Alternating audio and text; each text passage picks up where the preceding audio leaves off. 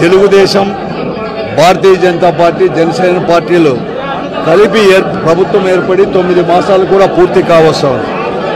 ఈ 9 మాసాల్లో వారి ఎన్నికల హామీలకు అన్నీ కూడా ఇంతవరకు కానీ ఇక్కడ అమలుపరిచిన పాపాన పోలేదు।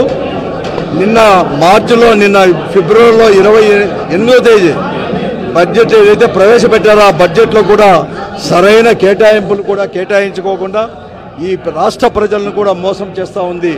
మరీ ముఖ్యంగా కూడా ఆ రోజు డాక్టర్ వైఎస్ రాజశేఖర రెడ్డి గారు ముఖ్యమంత్రిగా ఉన్నప్పుడు ఫీజు రియంబర్స్మెంట్ ద్వారా తీసుకొచ్చిన తర్వాతనే 2004 నుంచే ఈ రాష్ట్రంలో అత్యధికంగా కూడా ఉన్నతమైన విద్య కూడా అభ్యసించి విదేశాల్లో కూడా ఇంజనీర్లు డాక్టర్లు కూడా విద్య అభ్యసించి ఉన్నారంటే ఆ రోజు డాక్టర్ వైఎస్ రాజశేఖర గారు తీసుకున్న ఫీజు రియంబర్స్మెంట్।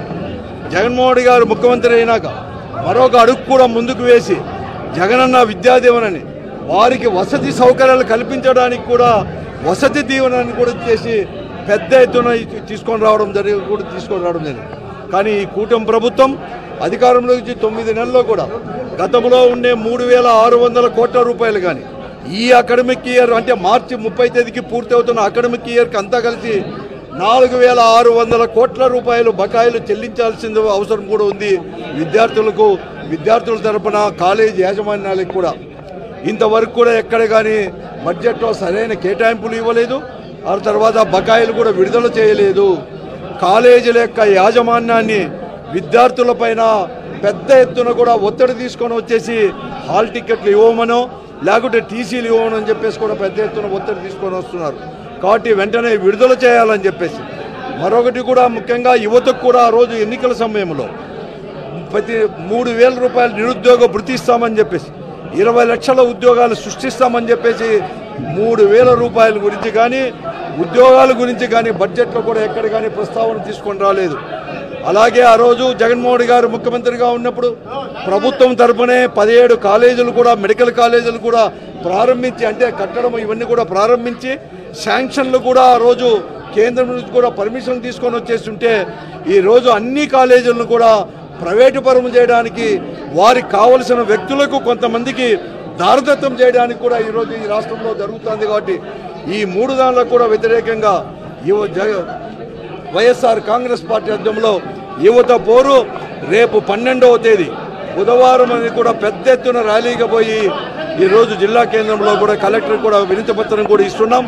ఆ ర్యాలీలో ప్రతి ఒక్కరూ పాల్గొనాలని చెప్పేసి మరీ ముఖ్యంగా ఆ రోజు వైఎస్ఆర్ కాంగ్రెస్ పార్టీ ఆవిర్భావ దినోత్సవం కూడా దాన్ని కూడా అక్కడే కూడా డాక్టర్ వైఎస్ రాజశేఖర గారి దగ్గర కేక్ అవన్నీ కూడా కటింగ్ చేసుకొని ఆఫీస్ దగ్గర చేసుకొని ఉదయం 10 గంటలకు అక్కడ ర్యాలీ కూడా ప్రారంభమవుతుంది।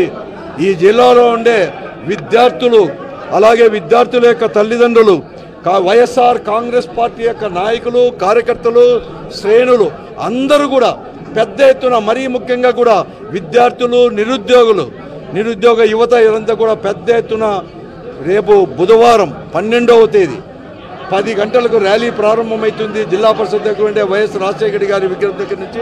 కాబట్టి 9:30 కల్లా అక్కడ అందరూ కూడా చేరుకోవాలని చెప్పి దాన్ని విజయవంతం చేయాలని చెప్పి ప్రజల యొక్క గొంతుని ఈ ప్రభుత్వానికి వినిపించేటట్లు వైఎస్ఆర్ కాంగ్రెస్ ప్రజలు అందరూ కూడా హాజరు కావాలని చెప్పి కోరుతాం। జై జగన్। మార్చి 12వ తారీఖు వైఎస్ఆర్ కాంగ్రెస్ పార్టీ పిలుపు మేరకు అనంతపురం జిల్లాలో శ్రీ అనంత వెంకటరామరెడ్డి గారి ఆధ్వర్యంలో ఎస్ఎస్బిఎన్ కళాశాల నుండి కలెక్టరేట్ వరకు విద్యార్థుల తల్లిదండ్రుల యువత పోరుబాట కార్యక్రమం ఉంటుంది।